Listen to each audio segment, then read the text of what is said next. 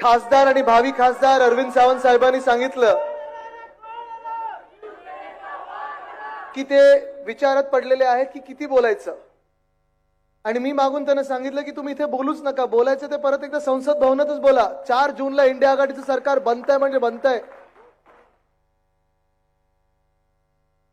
6 जानेवारीला आपली पहिली सभा झाली होती. दक्षिण मुंबई मतदारसंघाची उमेदवारी घोषित झाली नव्हती तरी देखील आम्हाला सगळ्यांना माहिती होतं की अरविंद सावंत साहेब हॅट्रिक मारायला निघालेले आहेत आणि आपण सर्व त्यांच्या सोबत उभं राहणार. आपल्याकडे प्रचार करायची गरज किती आहे, काय आहे हे आपल्या सर्वांना माहिती आहे.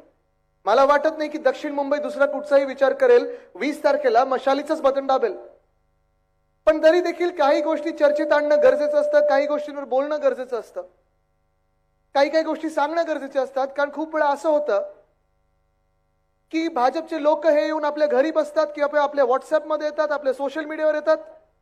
हल्ली मी पाहतोय गुगल ऍड त्यांनी वाढवलेले आहेत, युट्यूबचे ऍड वाढवलेले आहेत. आणि 4 महिन्यापूर्वी जे ते सांगत होते की अब की बार 400 पार, ही परिस्थिती तर राहिली नाहीये. देशातलं चित्र बदलत चाललेलं आहे, परिवर्तनाचे वारे वाहू लागलेले आहेत. कुठच्याही राज्यात जा तुम्ही, आता एकच नारा आहे, अब की बार, अब की बार, अब की बार. तडीपार होत चाललेलं आहे, भाजपा साफ होत चाललेली आहे. आणि मी हे मुद्दामून तुम्हाला सांगत आलेलो आहे, सतत प्रत्येक सभेत सांगतो, मी प्रत्येक जिल्ह्यात जातो, प्रत्येक मतदारसंघात जातो तेव्हा सांगत असतो. कारण भाजपवाले थोडं आपल्या मनावर खेळण्याचा प्रयत्न करतात, एक मानसिकता बनवण्याचा प्रयत्न करतात. घरोघरी येतील तुमच्या पुढच्या 4-5 दिवसात. कमळचं फूल येईल, कमळचं फूल आलं की चिखल पण येतोच, कारण कीचड़ में ही कमल खिलता है. तो चिखल घरी येऊ देऊ नका, चिखल घरी येऊ देऊ नका. पण घरी आलाच आणि तुम्हाला सांगितलं की तुम्ही शिवसेना उद्धव बाळासाहेब ठाकरे या पक्षाला का मतदान करताय, तुमचं मत फुकट जाणार आहे. काँग्रेसला का मतदान करताय, तुमचं मत फुकट जाणार आहे. आम्ही तर 400 पार आहोत. त्यांना जरा घरी तुमच्या घ्या, बसवा, चहा किंवा कोको कोला वगैरे द्या, थंड द्या त्यांना, आणि त्यांना सांगा, दादा किंवा ताई तुम्ही मला सांगा जरा 400 पार तुम्ही कुठून येत आहात. कदाचित अमेरिकेतून 400 पार होत असतील तुमचे, कदाचित चायना ज्याच्या विरुद्ध तुम्हाला बोलायची काडी मात्र हिंमत नाहीये तिथून येत असतील, कदाचित चंद्रावरनं तुमचे 400 पार होत असतील. पण आमच्या भारतामध्ये, आमच्या हिंदुस्थानमध्ये 400 पार बिलकुल येऊ शकत नाहीत. ही सत्य परिस्थिती आहे. काँग्रेसचाच नारा मी परवाकडे ऐकला. काँग्रेसने एक नारा दिलाय भाजपासाठी, आता साऊथ से साफ आणि नॉर्थ में हाफ. ही खरी परिस्थिती आहे. आज तुम्ही दक्षिण भारतात पहा परिस्थिती काय आहे ना. केरळमधून 1 सीट येते भाजपाची, ना तमिळनाडूमधून येते. कर्नाटकमध्ये जेवढ्या भाजपाचा सीट होत्या त्याच्यातून 5% पण येणार नाही, कारण 40% तर सरकार होतं तिथे. तसंच आपण पाहिलं तर आंध्र आणि तेलंगणामध्ये देखील भाजपाला मतदान होणार नाहीये. उत्तर भारतात पाहिलं, ईशान्य भारतात पाहिलं तर चित्र देखील तसंच आहे. जे आपल्याला वाटत असतं की अरे नाही, खालतून जरी सीट आल्या नाहीत, दक्षिण भारतातून सीट आल्या नाहीत तरी वरतून जिंकतील, उत्तर प्रदेशमधून जिंकतील, राजस्थानमधून जिंकतील. आत्ताच गेहलोत साहेब इथे होते, म्हणजे अशोक गेहलोत साहेब म्हणजे सुपुत्र वैभवजी. तुम्ही त्यांना विचारा, ते स्वतः देखील निवडणुकीत उभे आहेत. मला जो रिपोर्ट आलेला आहे, फीडबॅक आलेला आहे, मागच्या वेळी भाजपने राजस्थानमध्ये 26 पैकी 26 जागा जिंकल्या होत्या. यंदा भाजपा कमी होऊन काँग्रेस कमीत कमी 10 ते 12 सीट तिथे जिंकत आहे. तेच मध्य प्रदेशमध्ये परिस्थिती आहे. बिहारमध्ये माझ्याच वयाचे तेजस्वी यादव आहेत, लढत आहेत. आपल्याकडे जशी गद्दारी झाली तसं तिथे देखील जदयूने त्यांना धोका दिला. चांगलं सरकार चालणारं सरकार पाडलं, नोकऱ्या देणारं सरकार पाडलं, विकास करणारं सरकार पाडलं, आणि भाजपला पाठिंबा देणारं सरकार त्यांनी बनवलं. आणि बनवल्यानंतर देखील आपण पाहत असाल, जे राष्ट्रीय जनता दल, जे तेजस्वी यादव यांचा पक्ष 2019ला 1 सीट ज्यांना मिळाली होती, यावेळी 2024ला कमीत कमी 15 सीट घेऊन दिल्लीकडे चाललेल्या आहेत.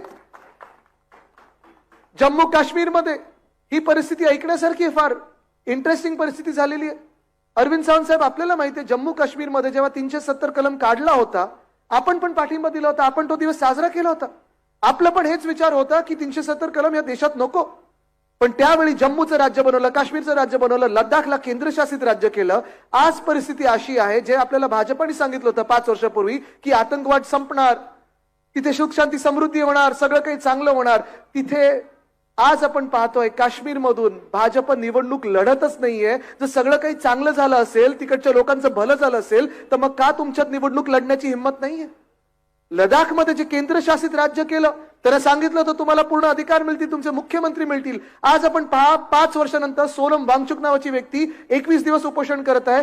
30 ते 40 हजार लोक, लद्दाखी लोक रस्त्यावर आलेले आहेत, उपोषण करत आहेत. पण त्यांच्याकडे भाजप बघायला तयार नाहीये, कारण आपण हे पाहत आहोत तिथून भाजप निवडून येणार नाही. भाजपचे जे खासदार होते लद्दाखचे, त्यांनी फार मोठं भाषण चांगलं केलं होतं, संसद भवनात भाषण केलं होतं आणि ते भाषण एवढं गाजलं होतं, आपल्याला वाटलं होतं लद्दाख आता कुठच्या कुठे जाईल. आज तेच भाजपचे खासदार, त्यांनी भाजपचा राजीनामा दिला. त्यांनी सांगितलं मी निवडणूक लढणार नाही, लोकांची जाऊन माफी मागितली आणि परत एकदा सांगितलं एक ही भूल. ते बोलले आम्ही नाही करणार हे पुन्हा एकदा. आणि हे सगळं चित्र देशभरात असताना तुम्ही मला सांगा महाराष्ट्र कोणाच्या बाजूने राहणार आहे? आपण आपल्या बाजूला पाहताय, आपण एका बाजूला महाविकास आघाडी आहे, इंडिया आघाडी म्हणजे आपण, शिवसेना उद्धव बाळासाहेब ठाकरे, काँग्रेस, राष्ट्रवादी काँग्रेस शरदचंद्र पवार साहेबांची आणि सगळे आपले मित्र पक्ष आहेत. दुसऱ्या बाजूला भाजप आहे, ज्या भाजपनी आपल्या राज्याचं राजकारण जे आहे ते 2-2.5 वर्षापूर्वी गढूळ केलं. ही तीच भाजप आहे ज्यांनी कोविडचा काळ जेव्हा आपल्या महाराष्ट्रात सुरू होता, आम्ही सगळेच महाविकास आघाडी म्हणून, तुम्ही पण सगळे मुंबईचे नागरिक म्हणून, आपण महाराष्ट्राचे नागरिक म्हणून, देशाचे नागरिक म्हणून स्वतःची काळजी घेत होतो, या देशाची काळजी घेत होतो, आपल्या राज्याची काळजी घेत होतो. लोकांना हॉस्पिटल बेड कसे मिळतील, ऑक्सिजन कसं मिळेल ह्याच्यावर आपण फोकस करत होतो, ह्याच्यावर लक्ष केंद्रित करत होतो. आणि त्याच वेळी जगात एकमेव पक्ष असा असेल ज्यांनी राजकारण केलं, घाणेरडं राजकारण केलं, त्याचं नाव म्हणजे भाजपा. ही तीच भाजपा आहे ज्यांना डॉक्टर बाबासाहेब आंबेडकरांचा द्वेष आहे. ही तीच भाजपा आहे ज्यांना महाराष्ट्राबद्दल द्वेष आहे. ही तीच भाजपा ज्यांना संविधान बदलायचंय आणि ही तीच भाजपा आहे ज्यांना आपली लोकशाही संपवायची आहे. आणि मी खरं बोलत आहे, नुसतं आम्ही बोलत आहे म्हणून ते संविधान बदलणार भाजप ह्याची अशी गोष्ट नाहीये. हे जे 400 पार जे मागत होते ते एवढ्यासाठीच मागत होते. त्यांचे देखील उमेदवार बोललेले, अगदी पंकजाताई मुंडे देखील बोललेले आहेत की 400 पार द्या, कारण आम्हाला संविधान बदलायचं आहे. का संविधान बदलायचं आपल्याला?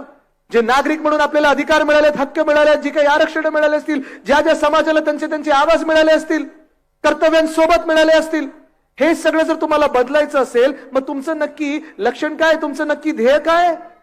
जसं बीसीसीआय मध्ये निवडणूक न होता तिथे अध्यक्ष तुम्ही बनू शकता, ट्रेझरर तुम्ही बनू शकता, सेक्रेटरी तुम्ही बनू शकता, तसंच तुम्हाला निवडणुका या देशात नकोयत. कारण ज्या मिनिटाला निवडणुका होतात भाजप हरायला येते हे दिसायला लागलेलं आहे. आणि हे चिन्ह स्पष्ट आहे. जे मी सांगतोय 400 काय 300 काय 200 पण भाजपचे येणार नाहीत, ह्याचे पहिले संकेत आहे जेव्हा जेव्हा भाजप हरायला येतं तेव्हा एक भाषा ती सुरू करतात, ते म्हणजे हिंदू मुस्लिम तेढ निर्माण करा, धर्माधर्मामध्ये तेढ निर्माण करा. ज्या मिनिटाला आपण विखुरले जातो त्या मिनिटाला भाजप येतं, त्यांची पोळी भाजते आणि सरकार बनवते. जर पुढे तुम्ही जाल, हिंदू मुस्लिम मध्ये वाद निर्माण नाही झाले तर हिंदू हिंदू मध्ये वाद निर्माण करा, जातींमध्ये करा, उपजातींमध्ये करा, त्याच्यात वाद निर्माण करा. आणि तिथेही जर वाद निर्माण झाले नाहीत तर जिल्ह्यामध्ये वाद निर्माण करा की इथे तुम्हाला पाणी पुरवठा होतोय, इथे तुम्हाला का नाही होतंय. पण तुम्हाला आज सांगतो मी, हे पहिलं संकेत आहे की भाजप हरत चाललेलं आहे आणि देशात केंद्रात सरकार आपण भाजपचं बनवू देणार नाही. कारण आपलं संविधान मांडणारे आणि संविधान रक्षणाचं सरकार बनवायचं आहे, लोकशाहीचं सरकार बनवायचं आहे. भाजप या गेल्या 2-3 टप्प्यांमध्ये ज्यांचा प्रचार सुरू आहे, आपण विचार करायला पाहिजे की ठीक आहे भाजप आपल्या घरी येईल, अनेक वचनं देईल, अनेक काही आमिष दाखवेल. फरक एवढाच आहे 2014 मध्ये जे जुमले होते आता त्याचं ब्रँडिंग गॅरंटी म्हणून झाले. पण आज तुम्ही विचार केला पाहिजे, महाराष्ट्र म्हणून विचार केला पाहिजे, मुंबई म्हणून विचार केला पाहिजे की तुम्हाला आम्हाला ह्या महाराष्ट्राला, ह्या मुंबईच्या मातीला भाजपला निवडून 10 वर्षात काय फायदा झाला. आज आपण पाहतोय गेल्या 10 वर्षामध्ये जे काही महाराष्ट्राचे हाल होत चाललेले आहेत, महाराष्ट्रावर जो अन्याय होत चाललेला आहे तो कुठे ना कुठेतरी आपण रोखायचं पाऊल उचलणार आहे की नाही. तुम्ही कुठच्याही जातीचे असाल, तुम्ही कुठच्याही धर्माचे असाल, तुम्ही कुठचीही भाषा बोलत असाल, पण तुम्ही ह्या महाराष्ट्राचे नागरिक म्हणून विचार करा, या मुंबईचे नागरिक म्हणून विचार करा, मुंबईकर म्हणून विचार करा, दक्षिण मुंबई म्हणून विचार करा. आणि तो विचार करत असताना आपले समोर जे उभे आहेत, मिंदे गँगचे असतील, गद्दार गँगचे असतील, खोके गँगचे असतील, बाप चोर पक्ष चोर गँगचे असतील, किंबहुना भाजप प्रणित खोके सरकारचे असतील, ह्या लोकांमुळे आपला फायदा झालेला आहे की नुकसान झालेलं आहे, हा तुम्ही विचार करण्याची आज वेळ आलेली आहे. 10 वर्षामध्ये पारच जर मोजायचं असेल, आढावा जर घ्यायचा असेल तर सुरू करूया आपण याचा. पहिल्यापासून जर सुरुवात करायची असेल तर आपल्याच मुंबईमध्ये बीकेसी मध्ये, म्हणजे आम्ही जिथे राहतो त्याच्याच बाजूला एक मोठा भूखंड होता. युपीएच्या काळात डॉक्टर मनमोहन सिंग साहेबांनी त्याच भूखंडावर इंटरनॅशनल फायनान्शियल सेंटर हे प्रस्तावित केलं होतं. आणि मग जेव्हा 2014ला सरकार केंद्रातलं बदललं, भाजपाचं सरकार आपल्या डोक्यावर बसवलं गेलं तेव्हा तेच इंटरनॅशनल फायनान्शियल सेंटर उचलून पाठवलं कुठे त्यांनी? गुजरातला गिफ्ट सिटी म्हणून पाठवलं. बरं पाठवलं तर पाठवलं, तोच भूखंड तिथे दुसरं काहीतरी करण्यापेक्षा किंवा तिथे पण इंटरनॅशनल फायनान्शियल सेंटर करण्यापेक्षा तो भूखंड उचलला आणि बुलेट ट्रेनच्या घशात फुकटात टाकला.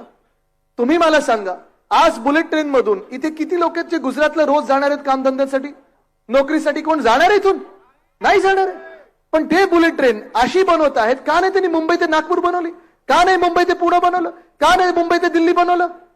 पण आज प्रश्न जो पडत आहे, गेल्या 10 वर्षात असेल, गेल्या 5 वर्षात असेल, गेल्या 2-2.5 वर्षामध्ये असेल, जे मी सांगितलं की राजकारण घाण करत राहायचं, राजकारण गलिच्छ करत राहायचं, आरोप प्रत्यारोप करत राहायचे, आपलं लक्ष जे आहे ते भरकट व्हायचं. आणि हे सगळं करून भाजपची जेव्हा पोळी भाजत राहते तेव्हा देशामध्ये एकमेव राज्य असं ज्याचा फायदा होतो ते म्हणजे गुजरात. आणि खरं तर तिथे जाऊन ग्राउंड सिच्युएशन आपण पण बघितली पाहिजे, खरोखर गुजरातचा फायदा होतोय का?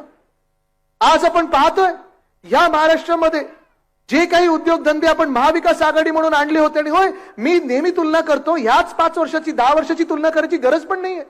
पण ह्या 5 वर्षामध्ये 2.5 वर्ष आपली महाविकास आघाडीची आणि 2.5 वर्ष ह्या मिंदे सरकारची, भाजप प्रणित खोके सरकारची तुलना करावी. आपण तुलनाच जर करायची असेल, इथे अनेक तरुण आले, तरुण तरुणी आले, जे 20शीतले असतील, 30शीतले असतील, शिकलेले आहेत, तरुण आहेत, रोजगाराच्या संधी शोधत आहेत, कदाचित आपल्या मुंबईतून असतील, इतर काही जिल्ह्यातून असतील, देशभरातून कुठच्याही दुसऱ्या राज्यातून असतील, जे स्वप्न घेऊन आपल्या मुंबईत येतात की मला कधी ना कधीतरी रोजगार मिळेल, कुठचा तरी जॉब मिळेल, कुठची तरी नोकरी मिळेल.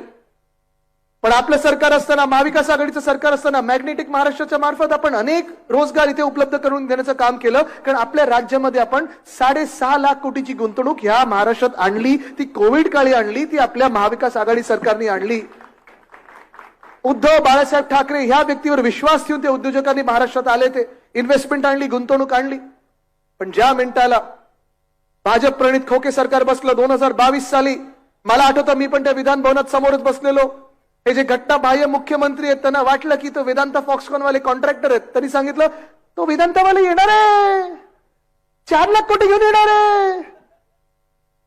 मला काही कळलंच नाही. म्हणजे एक तर वेदांता फॉक्सकॉन आपण प्रयत्न करतो की चला तुम्ही पण आणा, काही हरकत नाही, पूर्ण श्रेय घ्या, तुम्ही घ्यायचं तेवढं श्रेय घ्या, पण आकडे तरी नीट सांगा. वेदांता फॉक्सकॉन काय बनवणार? सेमीकंडक्टरची बनवणार होतं. मग पुढे किती लाख कोटीची गुंतवणूक येणार होती? 2.25 लाख कोटीची गुंतवणूक येणार होती. वेदांता फॉक्सकॉन सोबत अनेक वेगळे वेगळे छोटे मोठे 160 क्लस्टर इंडस्ट्रीज येणार होत्या. तळेगाव मध्ये आपण आणणार होतो. आणि हेच सगळं करत असताना 1 लाख तरुण तरुणींना आपल्या महाराष्ट्रामध्ये रोजगार मिळाला असता, भूमिपुत्रांना तिथे रोजगार मिळाला असता. पण सरकार बदललं. आणि मग हे सरकार बदलल्यानंतर जसं आपल्याशी धोका झाला, गद्दारी झाली, तसं महाराष्ट्राबरोबर गद्दारी व्हायला लागली.